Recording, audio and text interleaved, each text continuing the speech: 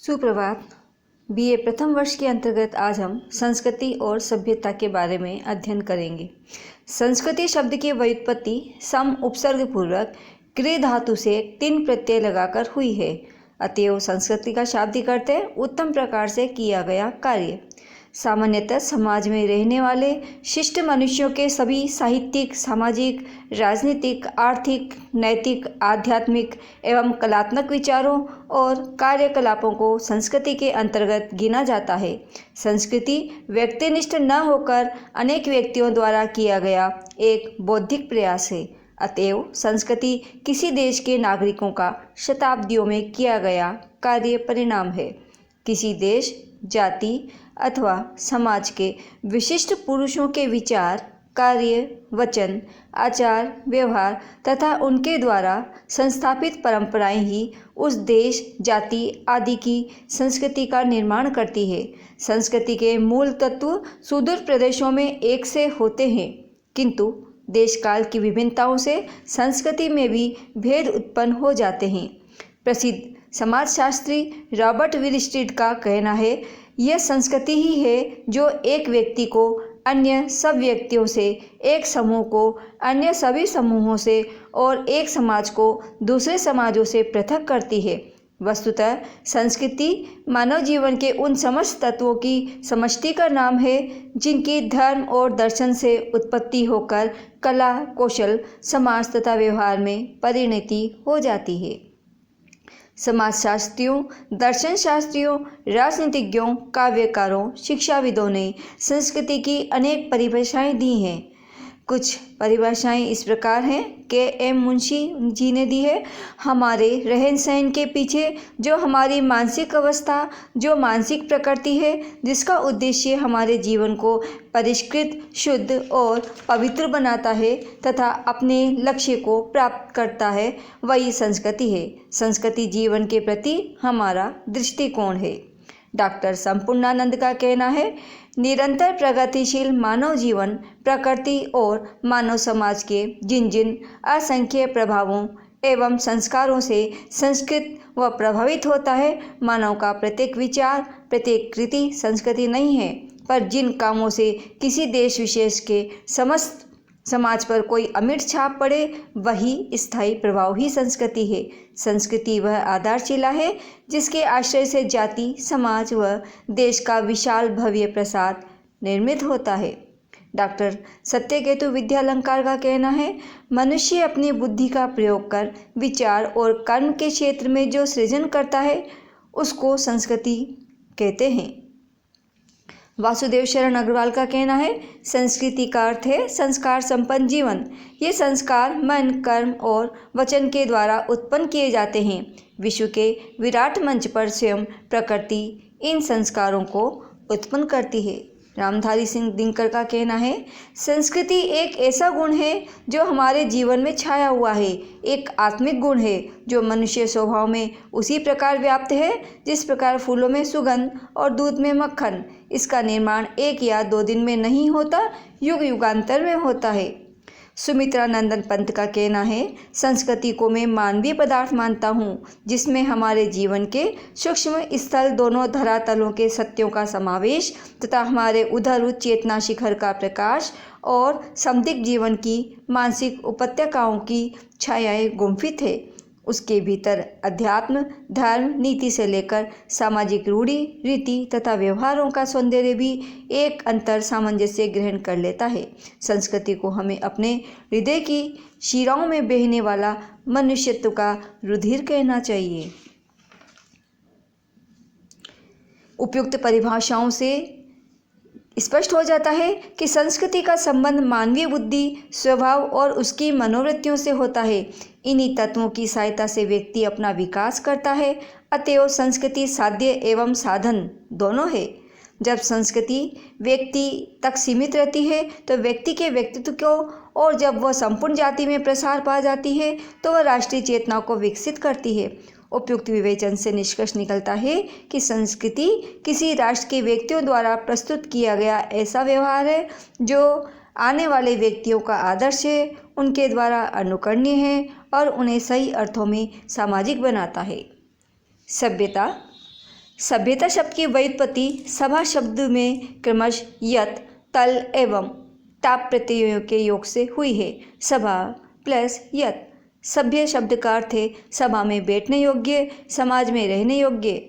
शब्द में तल एवं ताप प्रत्ययों के योग से बने सभ्यता शब्द का अर्थ है व्यक्ति का गुण, जो उसे किसी समाज, सभा और देश का योग्य नागरिक बनाता है। एक योग्य नागरिक वही है जो अपनी दैनिक आवश्यकताओं की पूर्ति करते हुए भौतिक उन्नति करे। सभ्यता का अर्थ है व्यक्तियों का सामाजिक नियमों और व्यवहारों को जानना, उनका पालन करना, समाज के अनुरूप आचरण करना और अनुशासन में बंधे रहना। सभ्यता का संबंध मूर्त एवं भौतिक पदार्थों से है, जो हमें विरासत में नहीं मिलते, अपितु हम अपनी आवश्यकता के अनुसार इनका निर्माण करते हैं। सभ्यता की कुछ समाजशास्त्रियों एवं कोशकारों द्वारा दी गई परिभाषाएं इस प्रकार प्रस्तुत है। मैकाइवर कहते हैं, मनुष्य ने अपने जीवन की दशाओं के नियंत्रित करने के प्रयत्न में जिस संपूर्ण कला, विन्यास और संगठन की रचना की है उसे सभ्यता कहते हैं। कांत जी का कहना है, सभ्यता मनुष्य के बाह्य आचरण की वह व्यवस्था है जिसे अनेक भौतिक पदार्थों के माध्यम से एक मूर्त रूप प्राप्त होता है। जॉनसन कहते हैं, सभ्यता बर्बरता के विरुद्ध जीवित रहने की दशा है। ऑक्सफोर्ड डिक्शनरी में कहा गया है, समाज की विकसित एवं उन्नत व्यवस्था को सभ्यता कहा जाता है। डब्ल्यू ग्रीन का कहना है, एक संस्कृति केवल तभी सभ्यता बनती है जब उसके पास एक लिखित भाषा, विज्ञान, दर्शन, अत्यधिक विशेषीकरण वाला श्रम विभाग, एक जटिल प्रविधि और राजनीतिक पद्धति हो। स्पष्ट है, मनुष्य प्रकृति प्रदत्त पदार्थों, तत्वों और शक्तियों का उपयोग करके भौतिक क्षेत्र में जो उन्नति प्राप्त करता है वही सभ्यता है। संस्कृति और सभ्यता में अंतर के बारे में हम जानेंगे। बहुत से व्यक्ति संस्कृति और सभ्यता को एक ही मानते हैं, किंतु उपयुक्त परिभाषाओं एवं विद्वानों के विचारों को देखने से स्पष्ट हो जाता है कि दोनों में पर्याप्त भेद है। एक भेद को पुष्ट करने हेतु हम कुछ तथ्य प्रस्तुत कर रहे हैं। पहला तथ्य है, इन दोनों के शाब्दिक अर्थ ही भिन्न है।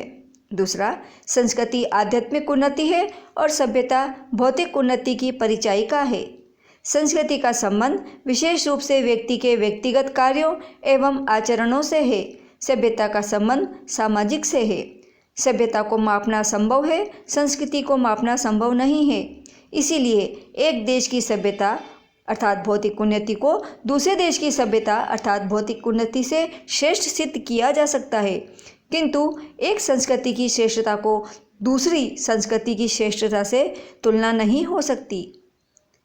पांचवा पॉइंट है, सभ्यता सदैव आगे बढ़ती रहती है किंतु संस्कृति नहीं बढ़ती। सभ्यता उत्तराधिकार में मिल सकती है लेकिन संस्कृति नहीं मिल सकती। यही कारण है कि व्यक्ति को भौतिक समृद्धि उत्तराधिकार में मिल जाती है, किंतु संस्कृति मानव चेतना से संबंधित है और संस्कृति को वर्णनीय विषय बनाने वाले साहित्यकार का पुत्र आवश्यक नहीं कि साहित्यकार ही बने। सभ्यता को बिना परिवर्तन के भी ग्रहण किया जा सकता है, किंतु संस्कृति को नहीं। यथा कोई यंत्र जैसा भी बना हो उसका उपयोग किया जा सकता है, किंतु दूसरों के द्वारा दिए गए धर्मोपदेशों को ग्रहण करने के लिए अपनी मनोवृत्तियों को बदलना पड़ता है, जो निस्संदेह कठिन कार्य है। संस्कृति आभ्यंतर है, सभ्यता बाह्य है। संस्कृति को अपनाने में देर लगती है, परंतु सभ्यता का अनुकरण सरलता से किया जा सकता है। संस्कृति का संबंध निश्चय ही धार्मिक विश्वास से है। सभ्यता सामाजिक और आर्थिक परिस्थितियों से बंधी हुई है।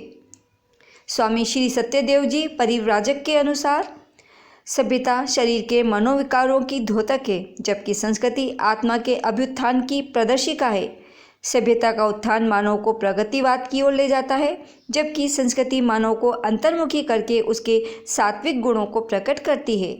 संस्कृति और सभ्यता में अंतर से संबंधित उपयुक्त विवेचन के आधार पर उन दो लोगों की भ्रांति पूर्ण रूप से नष्ट हो सकती है जो इन दोनों को एक ही मानते हैं। फिर भी इन दोनों में जो पारस्परिक संबंध है उसके कारण इनको एक दूसरे से पृथक नहीं किया जा सकता। व्यक्ति और समाज के समान ही संस्कृति और सभ्यता भी परस्पर संबद्ध है, एक दूसरे की पूरक है।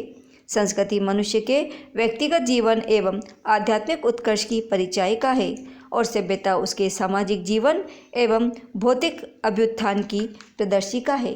फलस्वरूप इन दोनों में जो संबंध है वह वस्तुतः आत्मा और शरीर का संबंध है। आत्म तत्व के बिना शरीर निष्प्राण होता है और शरीर के बिना आत्मा को आधार नहीं मिल सकता। इसी प्रकार संस्कृति के बिना सभ्यता और सभ्यता के बिना संस्कृति का अस्तित्व नहीं रह सकता। सभ्यता ही सांस्कृतिक क्रियाओं को शक्ति प्रदान करती है और सभ्यता के विकसित साधनों से ही सांस्कृतिक विकास हो सकता है।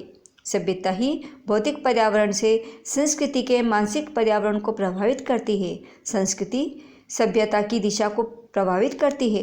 संस्कृति के महत्वपूर्ण तत्व हमारा धर्म, हमारी नैतिकता, हमारे आदर्श, हमारे दर्शन, हमारी प्रथाएं ही हमें प्रेरित करती है कि हम किन वस्तुओं का निर्माण करें। संस्कृति और सभ्यता के उपयुक्त पारस्परिक संबंध के कारण ही इन्हें हम अलग अलग नहीं कर सकते, हम इन्हें एक ही मान सकते हैं। धन्यवाद।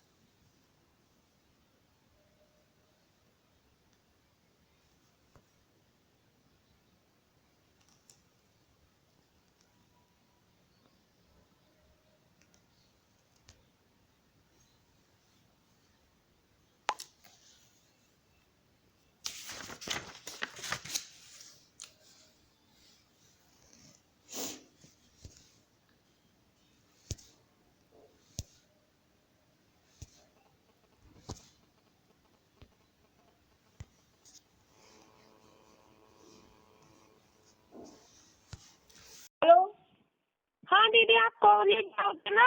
हाँ। वो पापा जी को ले जाओगे क्या? रामपुरा जाना था पापा जी को। कल नहीं गए क्या?